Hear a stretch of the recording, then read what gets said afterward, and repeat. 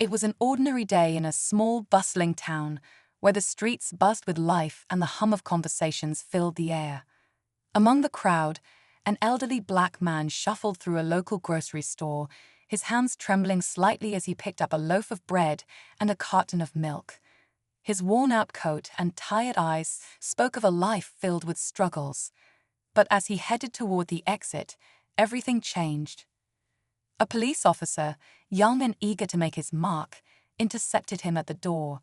The store clerk had reported a theft, and the elderly man fit the description.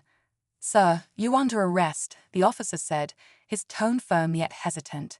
Shoppers paused to watch, their murmurs echoing in the tense atmosphere. The old man tried to explain, but his words were lost in the chaos of assumptions. Little did the officer know, this wasn't just any man. He was someone with a story far richer than anyone could imagine, and a son who had built a fortune and was fiercely protective of his father. As the handcuffs clicked into place, the situation was about to take a turn no one saw coming, one that would leave the town questioning everything they thought they knew about judgment, wealth, and family. As the officer escorted the elderly man to the squad car, the air around the small grocery store seemed to freeze. Onlookers whispered, many shaking their heads, judging a book by its cover.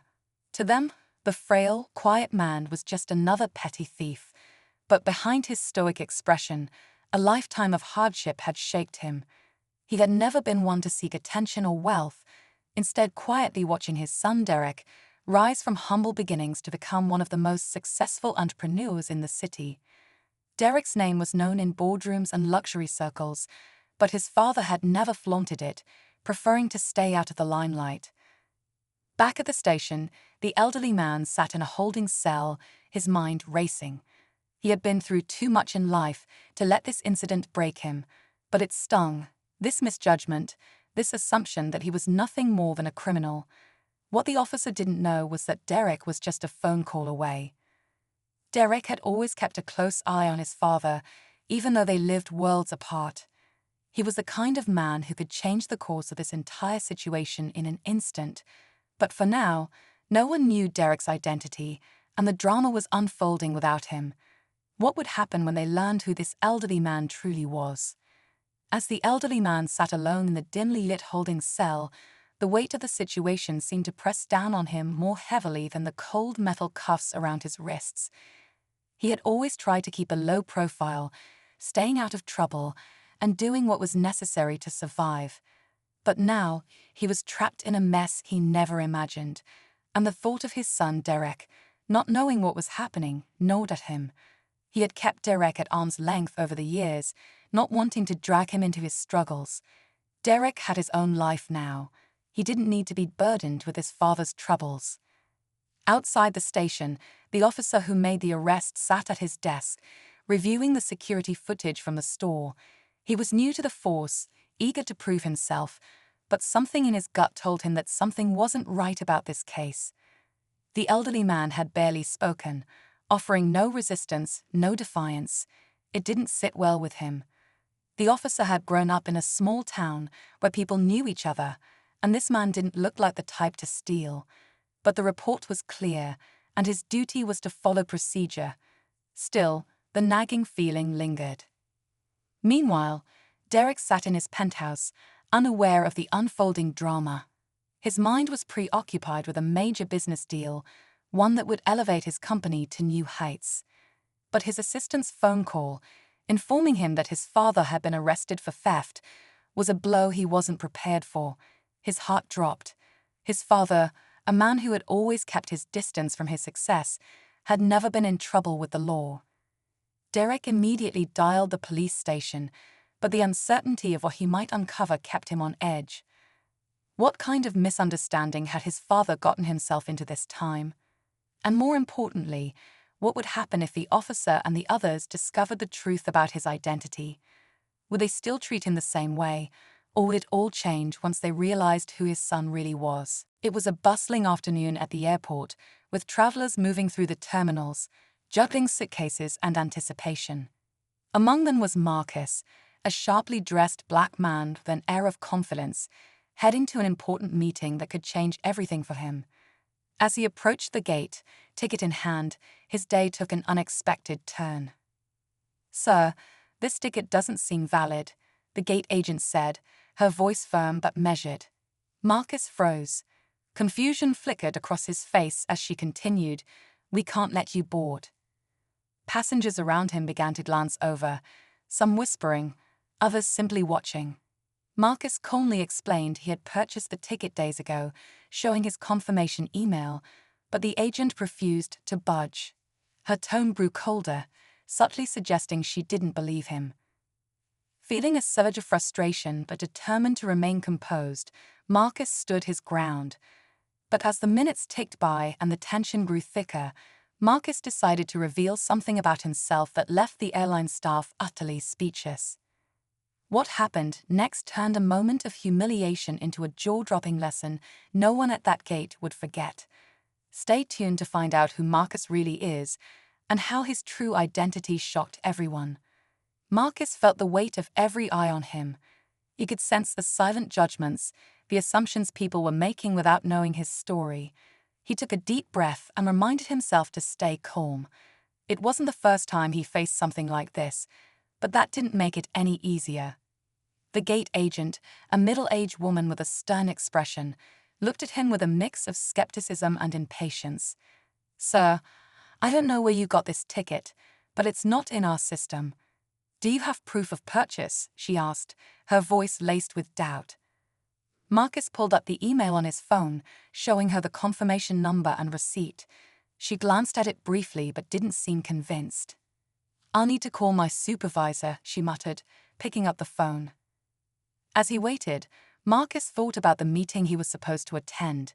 It wasn't just any meeting, it was a milestone in his career. Missing the flight could derail months of hard work, but that wasn't the only thing on his mind. He couldn't shake the feeling that this wasn't about the ticket at all. The whispers around him grew louder. What's going on? Why don't they just let him board? Marcus stood there, holding his composure, knowing this moment wasn't over, not by a long shot. The supervisor arrived, a tall man in a crisp uniform with a practiced, neutral expression. He took the printed ticket and Marcus's phone, studying them closely. "We're just trying to verify the details," he said, his tone even, but Marcus could tell he wasn't convinced either.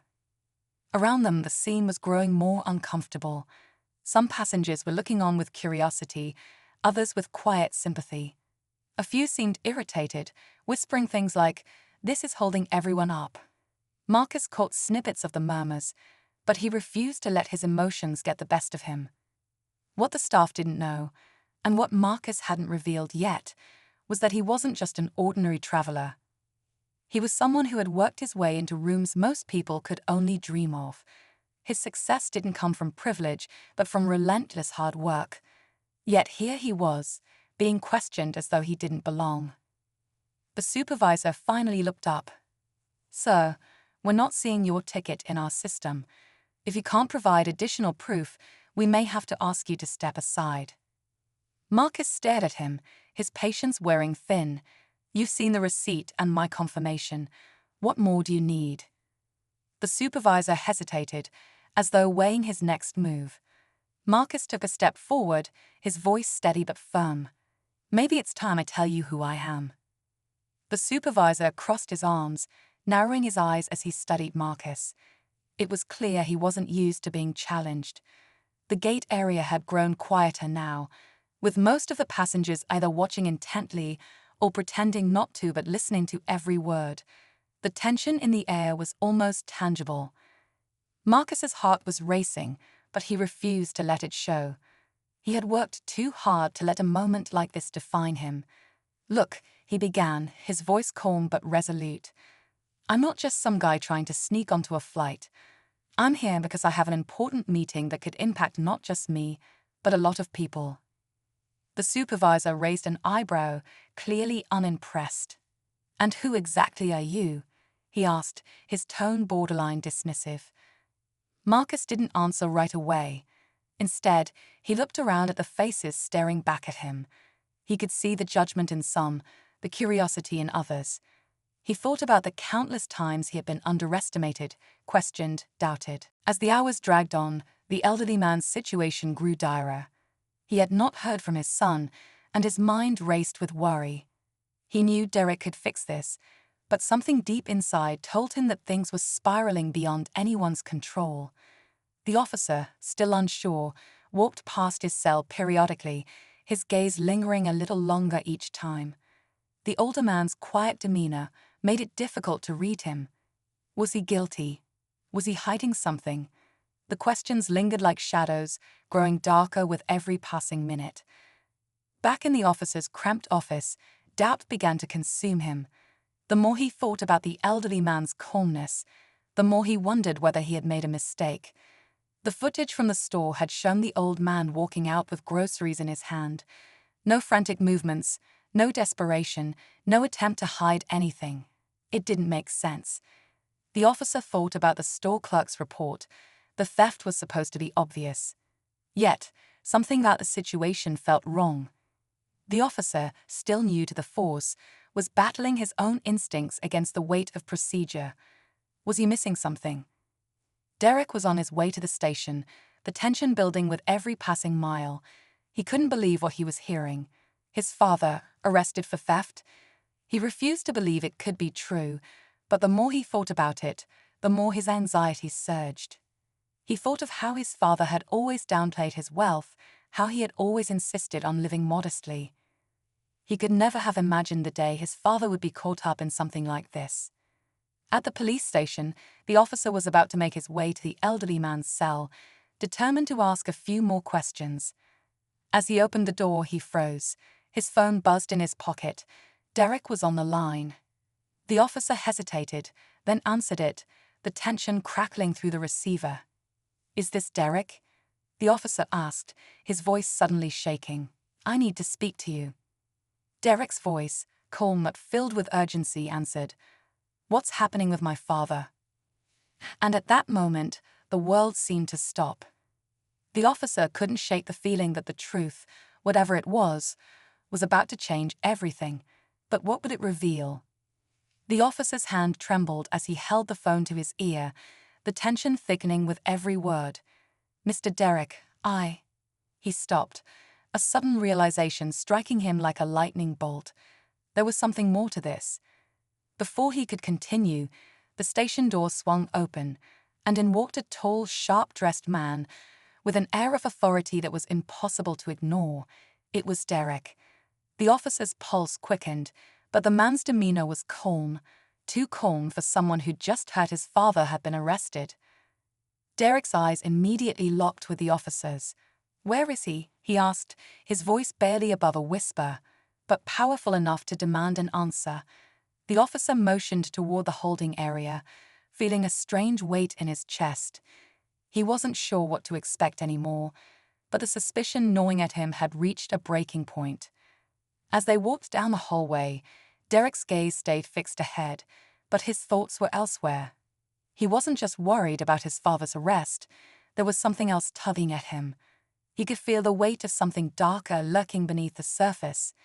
As they reached the holding cell, Derek stepped forward without hesitation, but before he could get too close, a familiar figure emerged from the shadows. A second officer, one Derek hadn't recognized, appeared behind them with a look of dread. "We have a problem," the officer said, his voice strained. "There's been another incident." Derek's heart stopped. "What do you mean, another incident?" The officer didn't answer immediately. Instead, he handed Derek a folder, his hands shaking as he spoke. "We've just received a tip that someone very close to your father, has been involved in something much bigger than theft." The words hit Derek like a punch to the gut. The truth was now spiraling out of control, and as he flipped open the folder, his eyes widened in disbelief. There were photos, documents, and names that he recognized. People from his own circle. People he trusted. The web was deeper, far more entangled than he had ever imagined. Just then, the elderly man in the holding cell looked up, his face a mask of wariness.